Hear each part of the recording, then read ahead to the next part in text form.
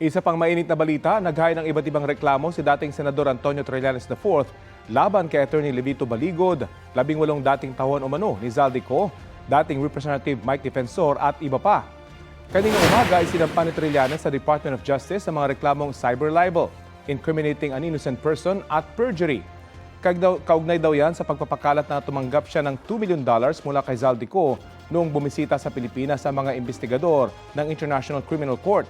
Sabi ni Trillanes, paninira lang ito para masira ang integridad ng investigasyon ng ICC. Tinuro naman niya ang mga Duterte bilang nasa likod ng paglalabas ng mga aligasyon ng grupo. Susubukan namin kunan ng payag ang mga inireklamo pati na ang kampo ng mga Duterte.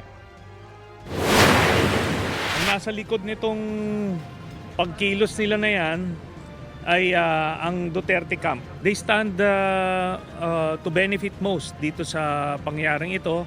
Tapos marami nang nakalap na ebidensya, no, impormasyon na nagtuturo doon sa grupo nila.